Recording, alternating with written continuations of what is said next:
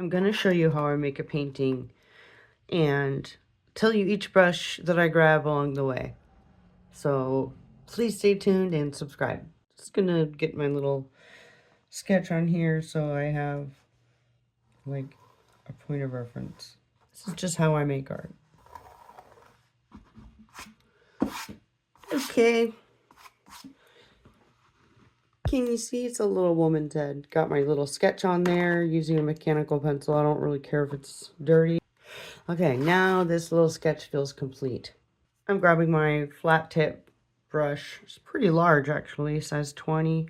I'm going to put some Liquitex Flow on here. And then I'm going to grab the color that I'm going to use on her face, which is yellow ochre. And I'm just going to sweep it across the background. Some people call this a wash. Some people call it part of the underpainting. I'm just showing you what I would use this wide flat tip brush for. A background. A background where I don't want a lot of bumps in the paint or paint streaks. Does that make sense? I hope so. If not, say hi in the comments. Okay. Now that we got on there with our flat tip brush, let me let that dry. Hold on, let me... Alright, I got some on the canvas. I'm gonna get some green and some matte medium. I'm gonna take a 6 round brush. I'm scraping this off because that was an accident. Okay.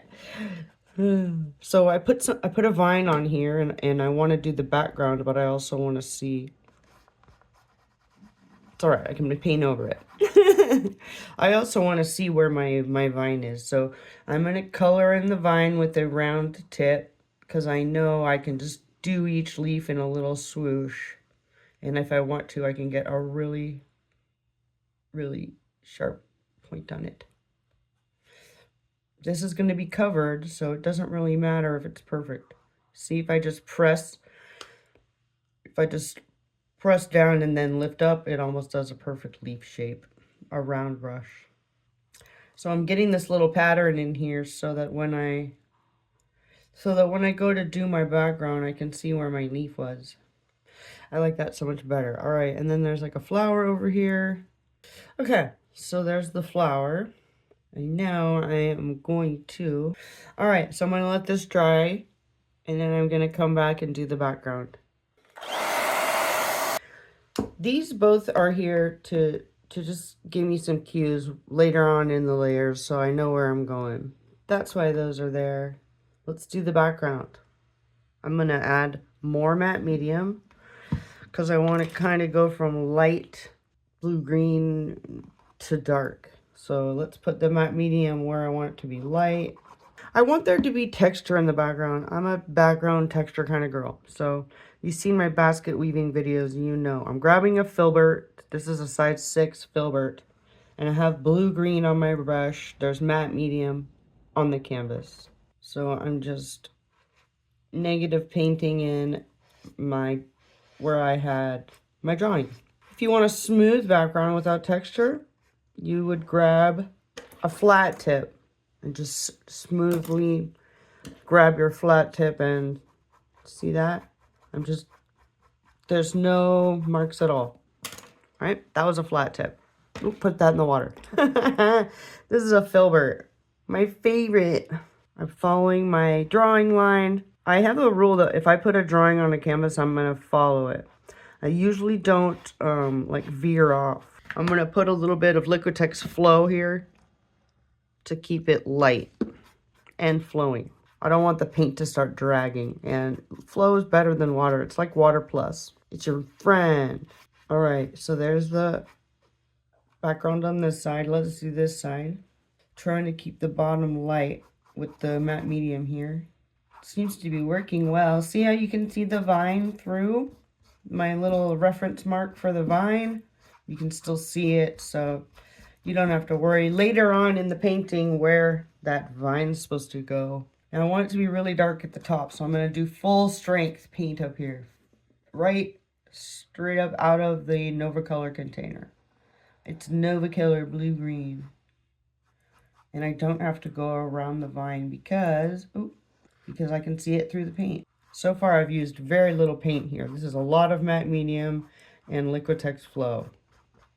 I'm going to put more Liquitex Flow right here. Boom. Just to get it to move around. Here we go. So I'm working my way from dark to light, but really it's just full strength to transparent. It's not like I added white or anything. Right? You're here with me doing it. Woohoo! Let's get that face carved in. You can totally copy me. Feel free to just copy everything I do on this. Make your own little woman. Alright, I'm gonna let this dry. The background has been started. I find it interesting. There's no little spots that need touching up. So boom. Let this dry. Now that the background is dry, I'm going to use this flat tip brush to fill in the hair. I think I'm going to start with orange. I'm using a flat tip brush because I just want it to be a solid color that's smooth without a lot of brush marks.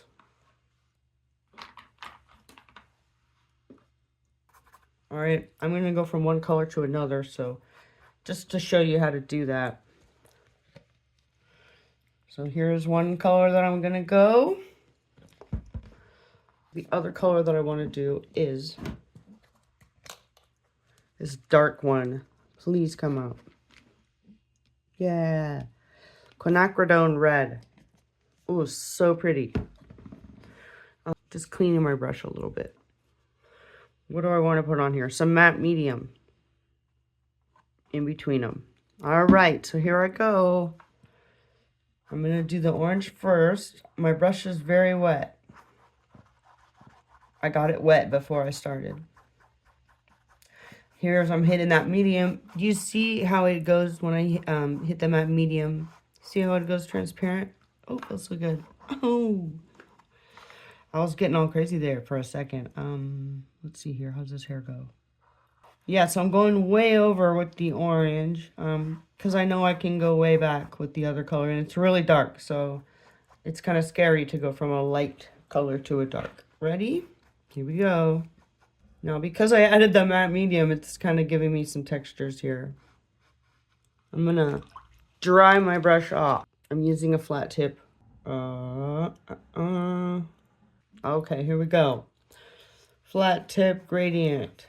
You just got to trust that both paints are wet enough that you'll be able to go down one way and then I actually need more of that orange paint.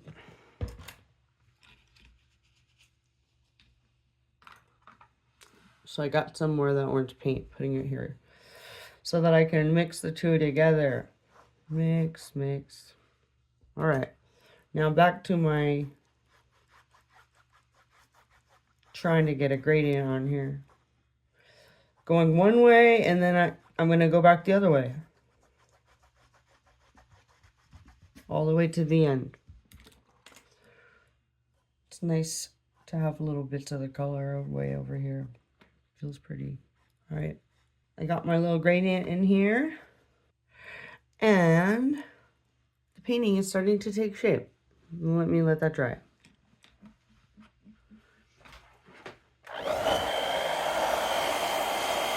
All right.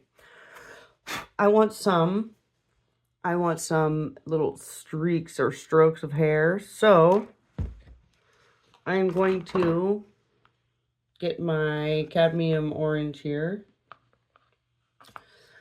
Straight up out of the Nova Color container. I haven't added anything to it. And I'm just going to go along this edge here and try things. So this is the fun, scary part about art. You just got to try stuff. I think I need more paint. It's just like I want to know where the hair is going. So I'm going to need way more orange. Yeah, I'm going to give her like some flowy bangs, something. Sometimes I just don't know what the painting's going to need. And because I want there to be visible strokes, I'm using this round brush so that the when I let go at the end, it's nice and thin. All right, so she's got bangs. Let's put a little, definitely needed something over here. Just some hair, flowy hair. All right, so now it's not so, I don't know, it just needed something. I'm gonna put more texture and color into the background now that it's pretty dry. I think I'm going to make it much darker than it is. We'll see. Let's see here. I have a filbert because I want there to be textures.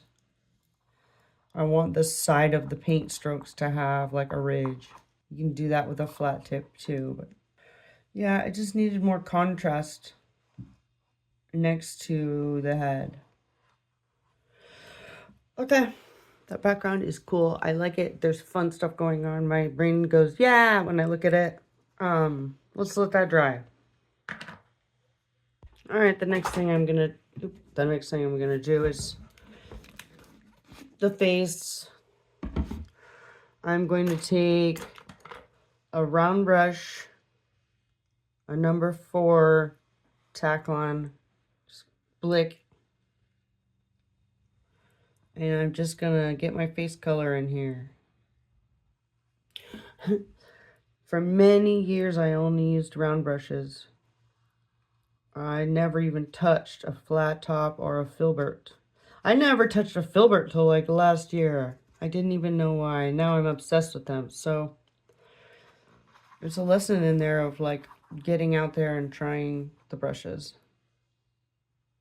Even the dollar store brushes, I have some that are good. Good enough for a couple paintings at least. All right, I'm gonna add some flow so it's more smooth. Liquitex flow. All right, let's go smooth on it. You can kind of still see where my nose and lips are on the face, so that's good. That way I can figure out where the eyes go. Pretty sure it's there. So I'm giving myself little pointers to where things go. I don't really care too much if this is messy looking. Just giving myself little pointers where things go. Wee. Alright, all I want is to cover all the white. Giving myself little pointers in there with the paint of where things are going to go. Alright, our painting is starting to take shape. Woohoo! Alright, I'm going to add some titanium white to this flower, if I can. Angle brush.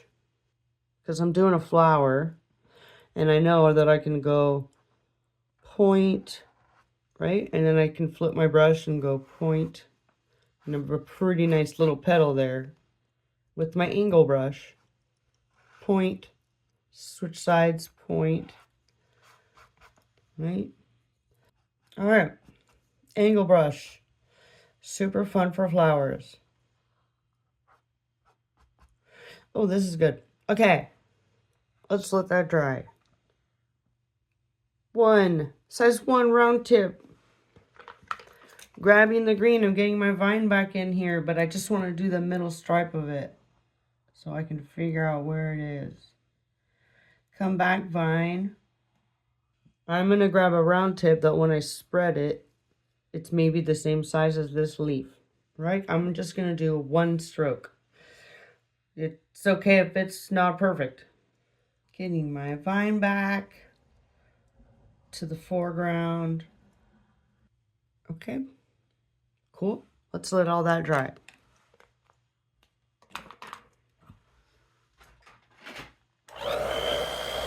Okay, I'm going to do some outlining, so I'm going to get some black. And I'm going to mix it with, I'm going to mix it with Liquitex Flow, which is paint thinner. I'm going to use my 0 round brush. I'm going to mix it until it has like the consistency of whiteout, if you've ever played with whiteout. Very thin.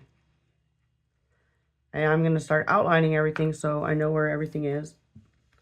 And the face will come together with the outline even before I color it. So here we go. Okay, now that I got the outlining done for now, I am going to let that dry. And then I'm going to come in and do some details.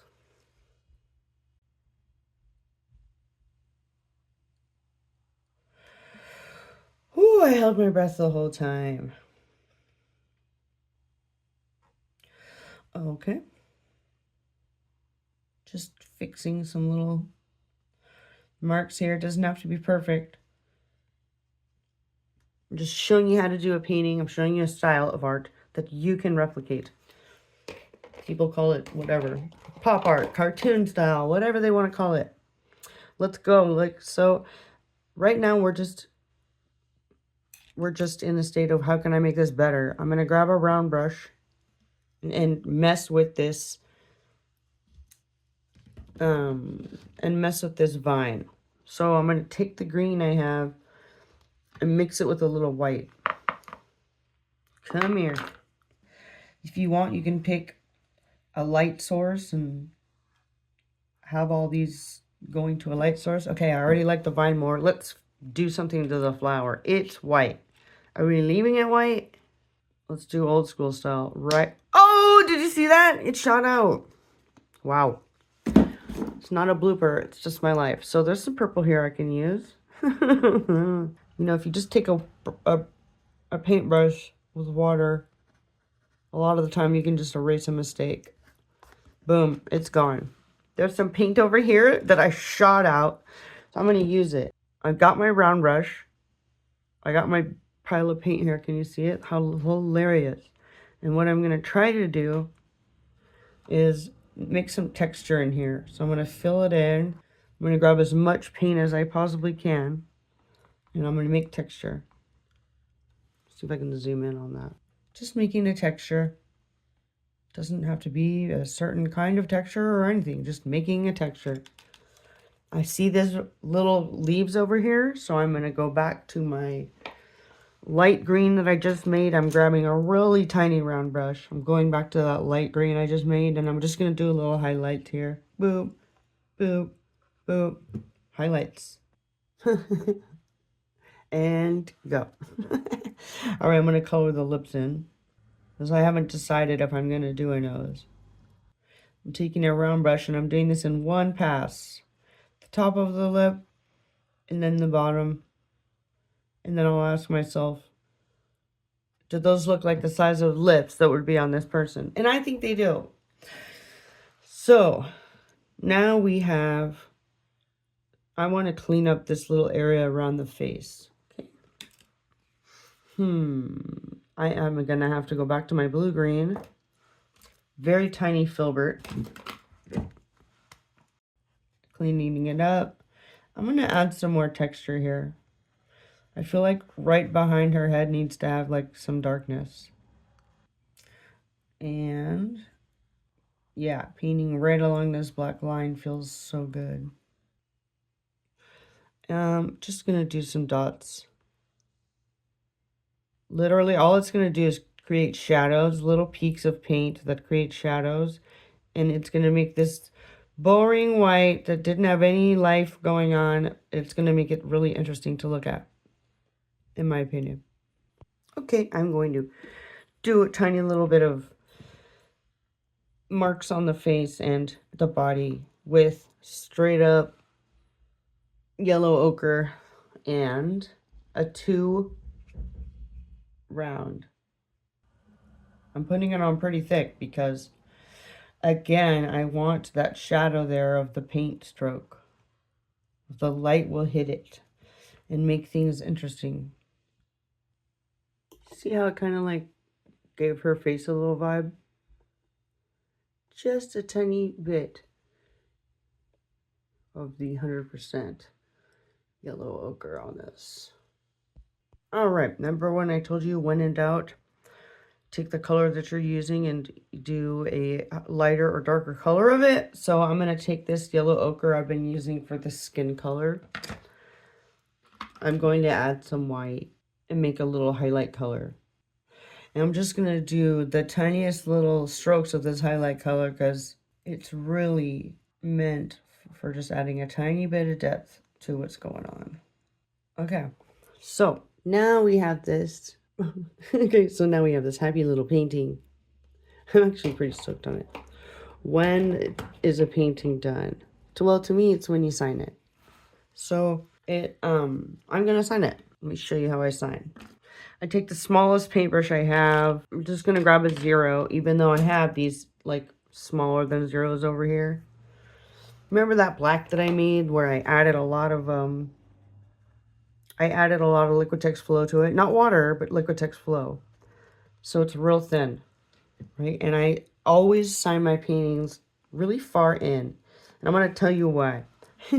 It's not just because I'm like, hey, I made this. This is my name. It's because when I'm making prints and stuff and shirts or maybe like a coffee mug, like you think about things you're going to put your art on. A lot of the times there's this, I end up cropping it. I end up cropping it to fit the print size. So if I do my signature, well, this is a big signature. I don't care. I'm proud of this painting. So anyways, if you sign closer to the inside, see if I have to crop, I still have all this room to crop and my signature is still there. I'm actually really stoked on this cute little painting I made with you. Feel free to copy exactly what I did. I'm going to do some flybys now. Here's the final reveal of this cute little painting I did. You can follow along. It's a little messy in some parts, but I really like the vibe of it. She feels joyful and happy. Thanks again for subscribing, liking, commenting, telling me things that I missed. I really just want to help you use acrylic paint.